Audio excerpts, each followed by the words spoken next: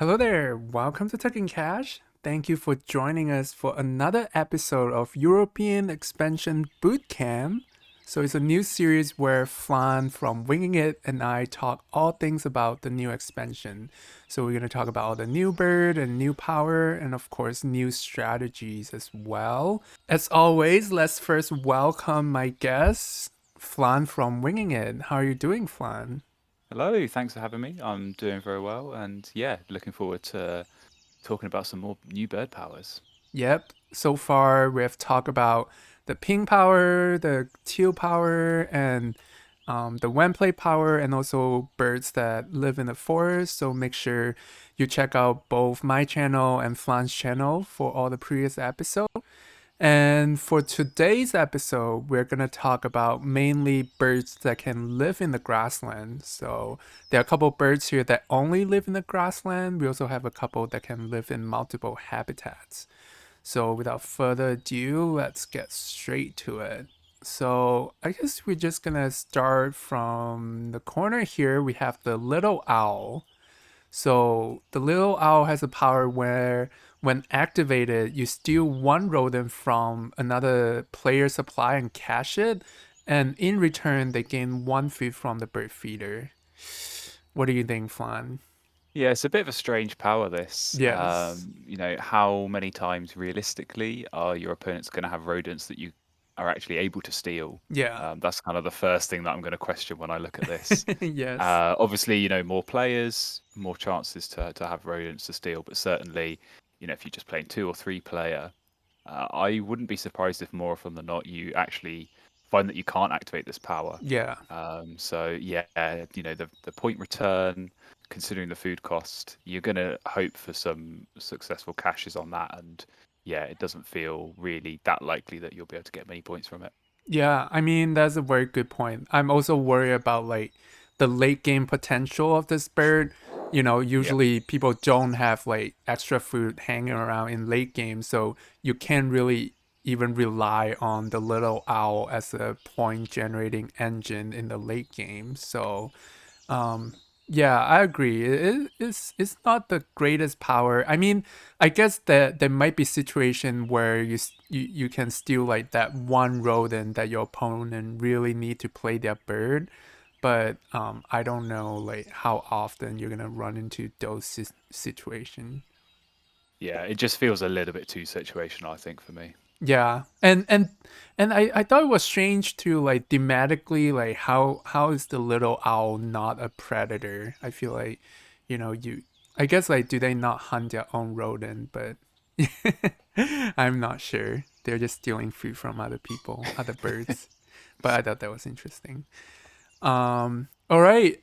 Since we already talked about the little owl, we might as well look at the redback strike as well. So it costs 3 food for 5 points and very similar power. So instead of stealing a rodent, you can steal a grub from another player. Do you think this is better than the little owl? I think it is slightly better. Okay. I think, it's obviously a bit more expensive. Mm-hmm. You do get an extra point for that though. But yeah, I just think, worms, I think your opponents are much more likely to have worms, they're more Mm-hmm. common food types. And, you know, particularly with some of the co-op food birds, like the eastern phoebe and the scissortail flycatcher, Yeah. it's quite common as well in a grasslands engine to be giving away worms to your opponent. So, maybe you compare it with one of those birds and get some extra points that way. But yeah, I think there's slightly more potential for me to play this bird. It works with some good bonus cards, a ornithologist, omnivore expert as well. So Yeah. always potential to get some extra points there from bonus cards. Yeah, I mean, interesting combo that you mentioned there. So basically, you're saying like, if you pair this with a Phoebe, you can like give out the worm every time and then steal it back to Yep. generate points. Yeah, that I guess that's one way to circumvent the problem of like not having grub to steal. But again, you know, having a combo of two birds for 1 point Right. generation is really not that great. No, and you do have to be cautious as well because obviously when you steal the worm, your opponent gets to choose whatever they want from the bird feeder, and maybe they can swap that worm and get a different food that they'd rather have Yeah, to play some other birds. exactly. And now that I'm looking at this, like I think this power would have been like a lot more useful if you can actually use the food that stole from your opponent. But Yeah, yeah, yeah. If you could keep it, I think that would certainly make it a bit more useful rather than forcing you to cache. Obviously, you do get the point if it's cached, but sometimes I think particularly in a grassland engine, being able to keep that food for yourself is always nice. yeah. Well, moving on, we have the common chaffinch. So when activated, you get to tug up to 5 cards from your hand behind each bird in the habitat. So, while tugging is always good, but what do you think of this power? Yeah, I mean it's quite an interesting power, potentially getting up to 5 points on a single turn with all those tuck cards. Pretty, strong point return. Obviously, if you have a lot of cards late in the game, I think you could still justify playing this and just getting a few activations. One food for 4 points and a few activations on that. I think that's a pretty good return. Yeah. The obvious downside really is that it only goes in habitats that don't generate cards. So you Mm-hmm. are going to need to have a strong wetlands or be able to generate cards elsewhere in order to be able to get enough points from this. Yeah. I mean, you make some good points there. I think like, I agree like not being able to play this in the wetland is gonna limit, the number of Right. cards that you can consistently tug. But like you say, one food for 4 points is already a pretty good value. Like I feel like even a couple of tugs is gonna, make this bird worth it. And I think another situation where this could be useful as well, very specific situation, but it comes up quite a lot is when you couple this with, say, the killdeer or the Franklin skull, then it I guess like it helped to generate some extra points late game. Again, I guess now that I think about it, it might not be that great because you have to discard 1 egg to get 2 cards, and then you tuck 2 cards. So really, it's only netting one point. Yeah, but I mean, I can think of a good number of games where you maybe have a strong wetlands or you do have something like the girl or the killdeer, like you mentioned. And Mm-hmm. if you spend a lot of time drawing cards, you can often end up at the end of the game with like 10 or 15 or more cards left over. So Yeah, I think if you do find yourself in that kind of situation, yeah, and even playing this bird in the last round, being able to tuck all of those extra cards and actually score points from them, you're actually making the most of all the resources you've been given, which is always nice. yeah. I agree. All right, moving on. What do we have here? All right, let's look at the Red Lake Partridge here. So, first of all, quite expensive. You have to spend 3 grains for 1 bird point. But when you activate it, you get to lay 1 egg on each bird that's in the same column as the partridge. So potentially you can score up to, 3 eggs per activation. Is that a strong power? Oh, I mean, it's absolutely a strong power, Yeah. and if you compare it to other egg-laying powers, at most you're only going to get two, and in some of those cases you're going to be giving eggs to your opponents as well. So, Mm-hmm. yeah, I mean, being able to score 3 points in a single activation is always nice, but like you mentioned, I think 3 food for 1 point, it is a big investment up front. Right. And I think you can find that you fill up on egg space pretty quickly. I think Mm-hmm. particularly you've got to be careful about having the right bird in Yes. the same column as this, so that you're not going to run out of that egg space too quickly, so that you are at least able to make the most of this power.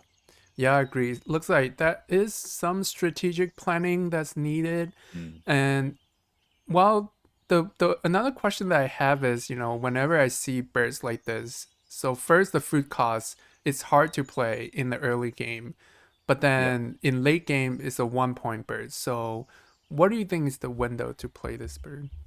Yeah, it's a tricky one. I think, not only do you want to play it early so that you can get the most activations, but I think you want to play it early so that it's actually going to be in a column that has other birds in it. If you play Mm, it too late, if this is your third or fourth grassland bird, it's you might find yourself in a situation where you actually don't have yeah. birds in that column in the other habitat. So it's a tricky one. I think you really do need to get this down as early as possible, Mm-hmm. but it is going to require. I think something like a raven or a really strong forest that can generate a lot of food because yeah, like you say, if you only play this in sort of late round three, Yeah. I just don't think that 1 point is going to be enough. You're going to need a lot of activations to make it worth it. Yeah. Yeah, I think another advantage of playing this early is that, say if you can generate like, 5 eggs by activating your grassland once, it really helped to build a lot of tempo so that you don't have Yeah. to activate it while you're building your engine. So, yeah, that could be a good strategy. All right, moving on. I guess we'll go along this row here. So we have the European bee eater. So it's a grassland bird. When you activate, you reset the bird feeder, and then you gain one grub from the feeder if that's one. What do you think about this bird? Yeah, I quite like this one. I think, Yeah. any time that you can get food in the grasslands, always a good Yes. option. Mm-hmm. So, there's a number of these kind of powers in the base game, but this is slightly different in that you are, resetting the bird feeder Mm-hmm. and gaining the worm. So I think it's reasonably likely that you're going to get a worm from this. So it would be dangerous to rely on this as your sole food source, but Right. I think being able to get some extra worms while also scoring points in the grasslands, sometimes you just need that one worm to be able to play a bird. And so if you can do that in the grasslands, save Yeah. yourself a trip to the forest, then that can just help a little bit with tempo. Yeah, and I love all this food generating bird that doesn't give away bird to your opponent. Yeah. So yeah, I think this is gonna be a strong bird as well. All right, moving on. The last specific grassland bird that we have here, the Teclas Lark. So when activated, you discard one grain from your supply and then lay 2 eggs on this bird. It's a quite expensive bird to play. 3 food for 4 bird points. What do you think? Yeah, I mean it gets quite a lot of hate this bird, I think. I think I've heard about And that. yeah, and I mean, there's no smoke without fire. So yeah, it's like you say, it's quite expensive. I think four Mm-hmm. points, not a great return. Yeah. In theory, the power.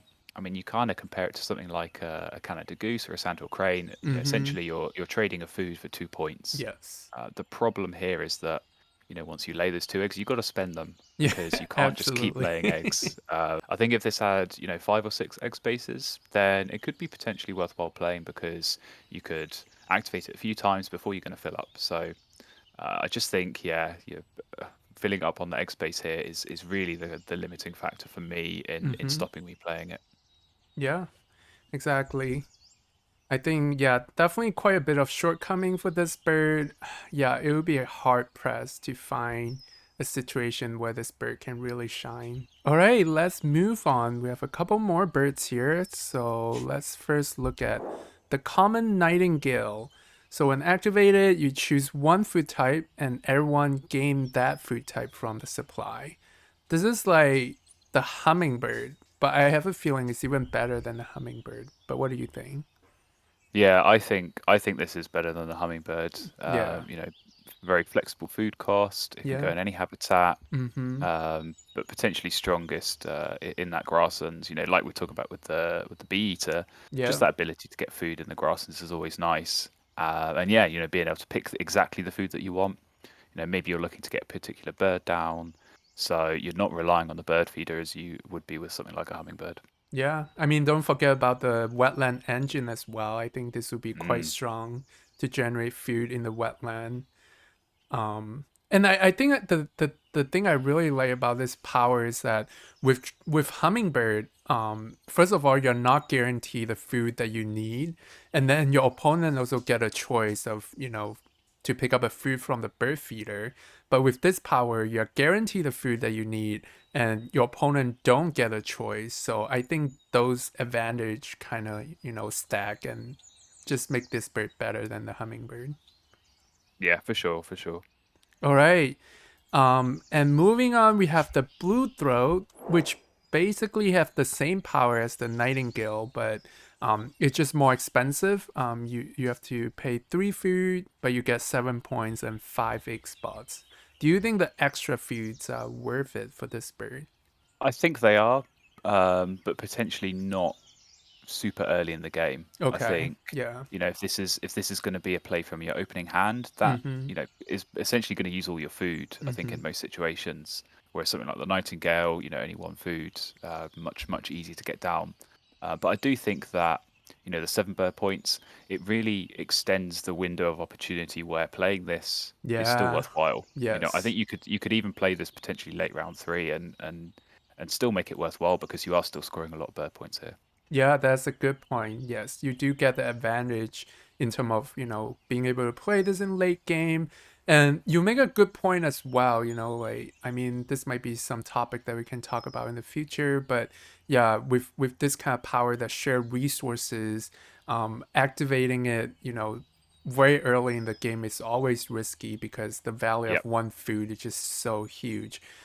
So if you can, it's better to just kind of play other birds and, delay activating the resource sharing power until later. All right. So we have one last bird here, which is the white stork.